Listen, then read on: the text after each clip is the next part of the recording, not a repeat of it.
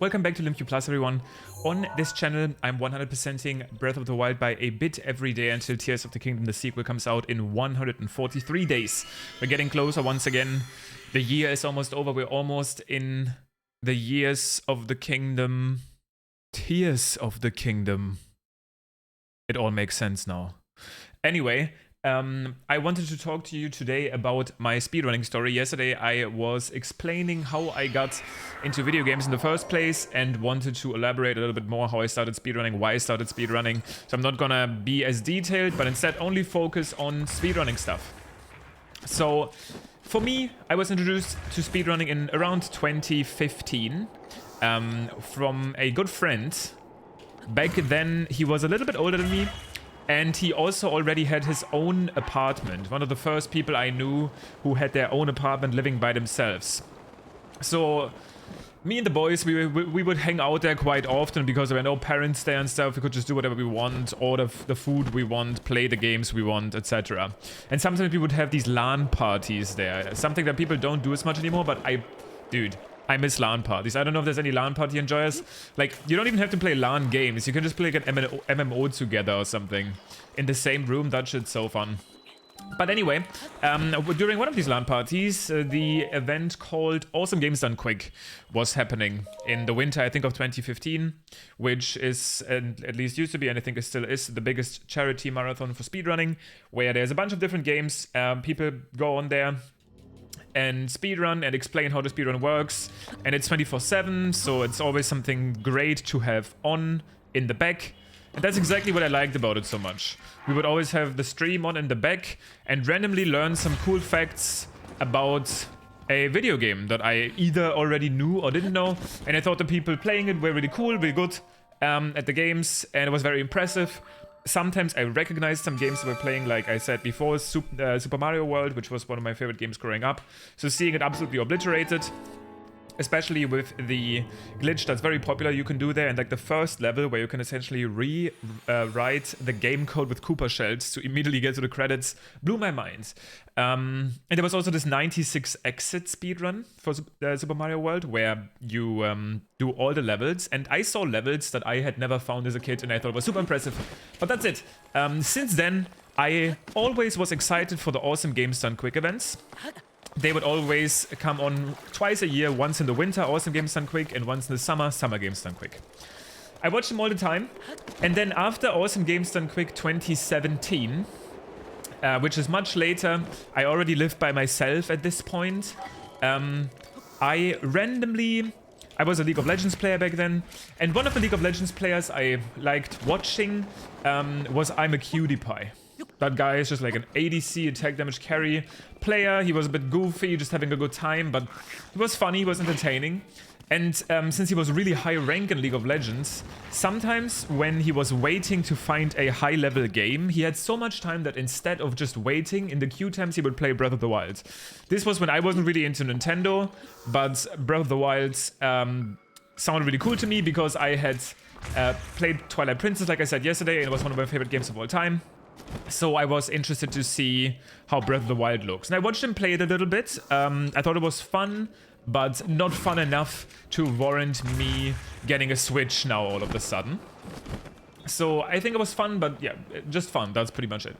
But because I watched that randomly another day in my Twitch recommended, I had a stream from this person called Ikitrix. And Ikitrix was a speedrunner for The Legend of Zelda Breath of the Wild, trying to beat the game in under 40 minutes.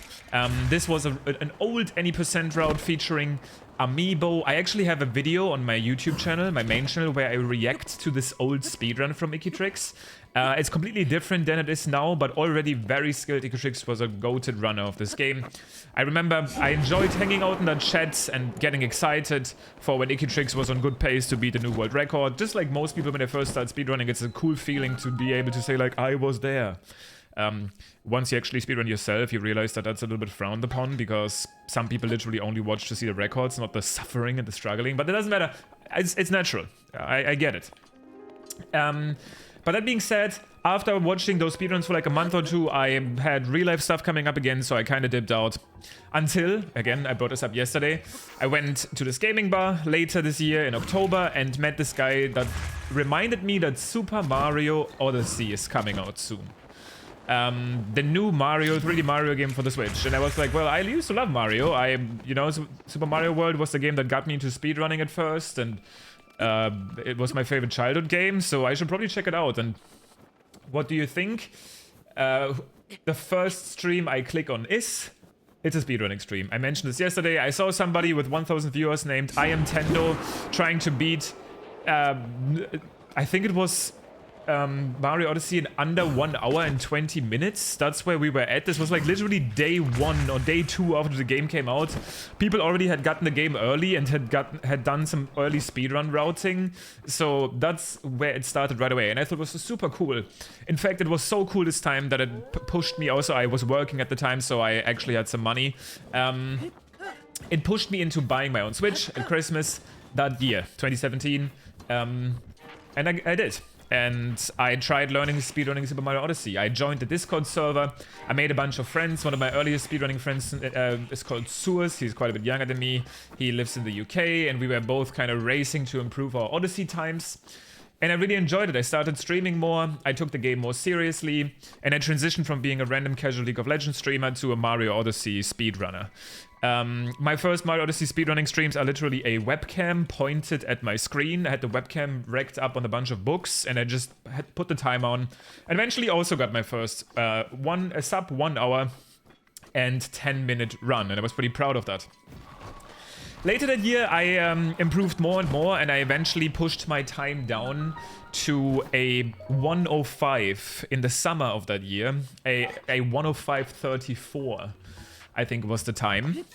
Wait, now I need to think. This might already be in 2018. Maybe I skipped the year. Let me think. Unless I didn't? I'm not sure if I'm mixing up the years right now. I kind of want to verify this.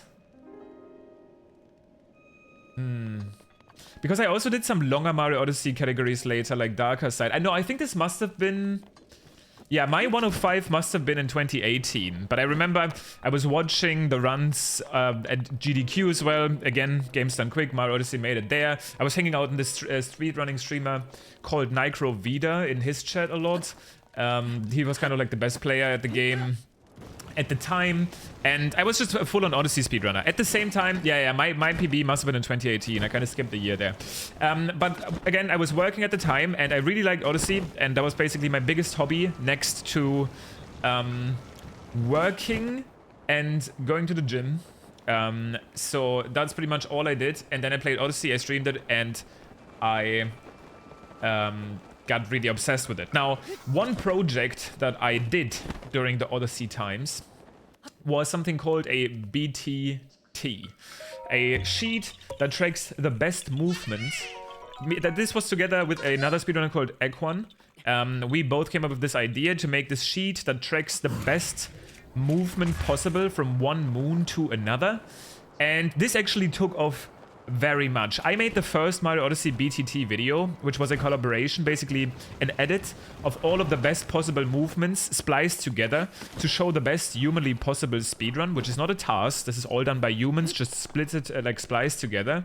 Obviously not a fake speedrun, like it doesn't pretend to be a real speedrun. It's just a showcase, right? And then nowadays, the Breath of the Wild community also has done this BTT sheet, named by, kind of like popularized in the Breath of the Wild community by a user named Surprise Pika. She made this sheet in that community as well. And some of the videos reacting to this BTT got millions of views from creators like Small and Poincrone and others. Sorry, I choked right there.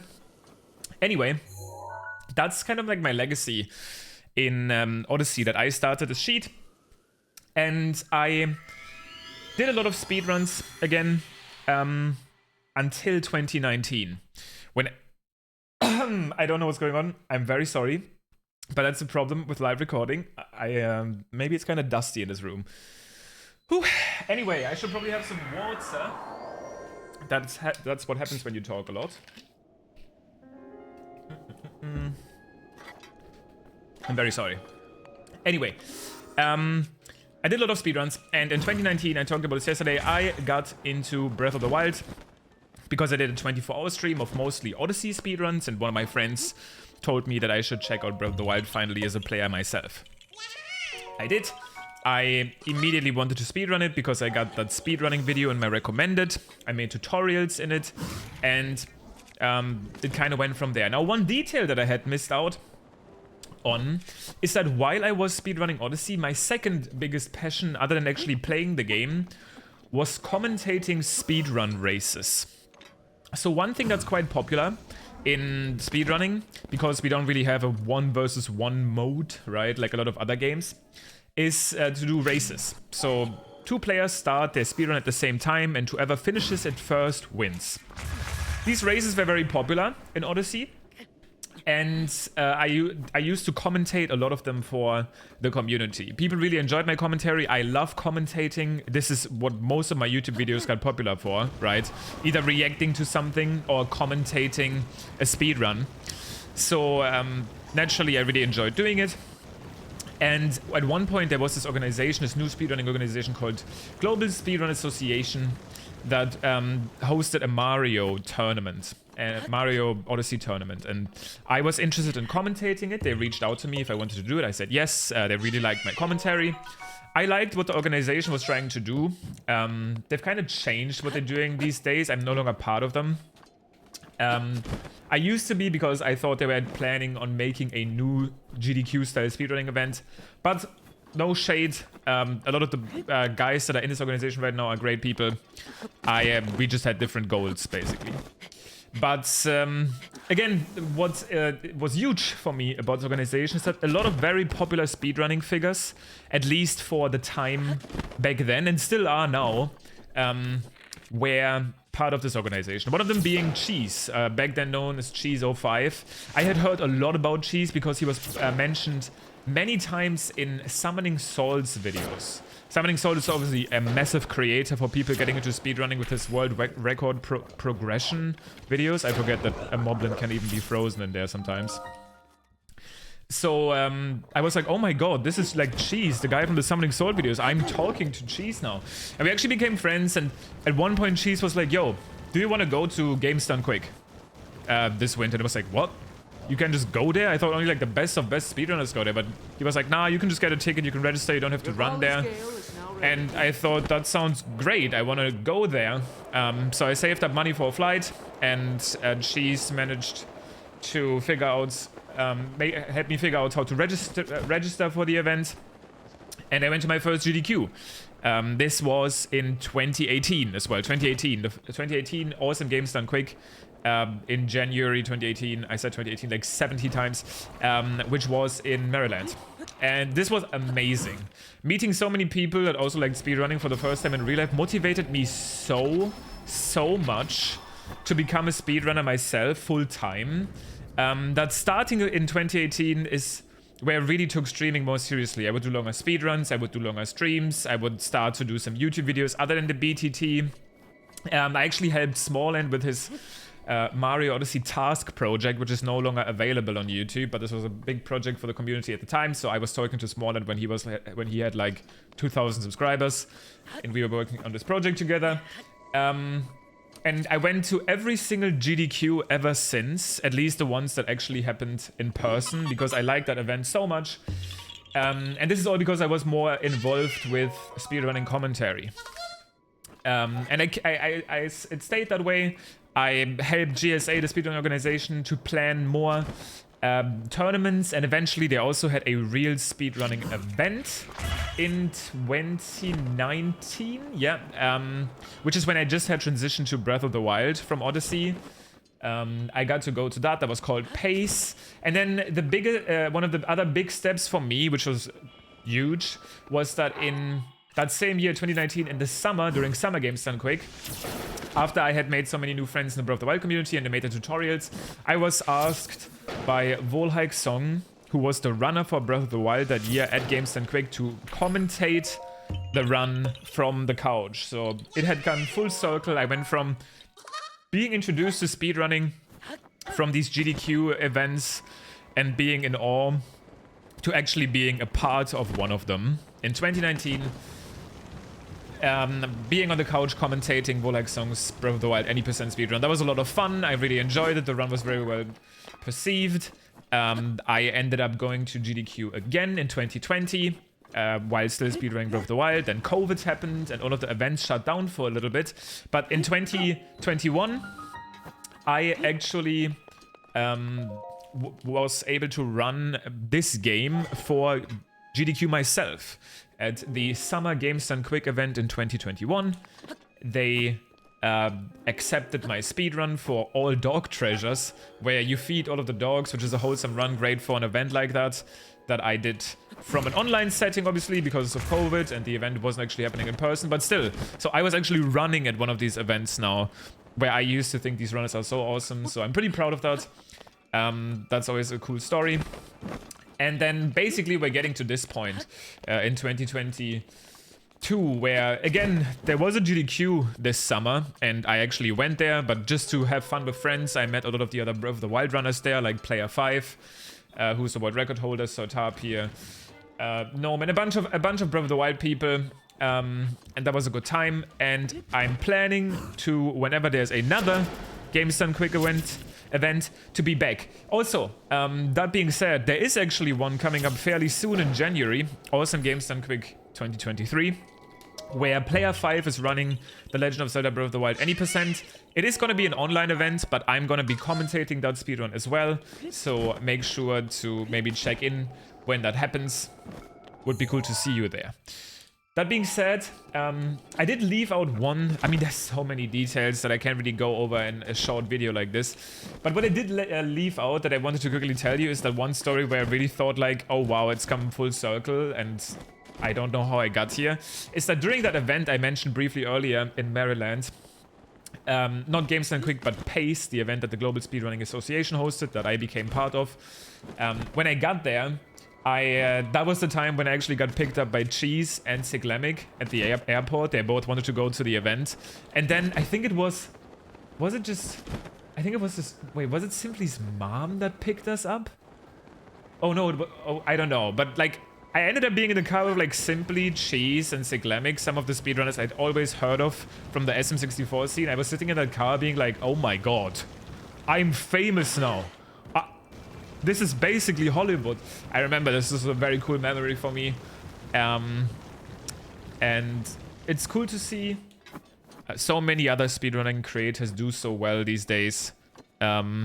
Because even though I joined later than a bunch of other ones, by actively only joining in like 2017, it still feels like kind of the grassroots times, even though the grassroots times are like much longer away, right? But just before speedrunning really blew up, because I think speedrunning blew up a lot during the pandemic, where people had more time to get into hobbies like that. Not trying to gatekeep, but those memories are definitely treasured for me. That being said, I ranted on a lot about this and I left out infinite details, but I do have to do a stream right now, so I won't have more time. We did end up making it to 31.76% on the map, and I will be back tomorrow. As always, as every single day, before Tears of the Kingdom, probably with a completely different topic, maybe more game related. But thank you so much for listening to my rant. I appreciate all of the nice comments I get. I got this one comment of someone saying watching these videos makes them seem like the sequel is closer, which is awesome to hear because it does the same for me. Seeing every single day how we're getting one day closer is a good feeling. Next year will be great for speedrunning, for Zelda, and hopefully for all of us gamers. So again, thank you for watching, and I will see you tomorrow.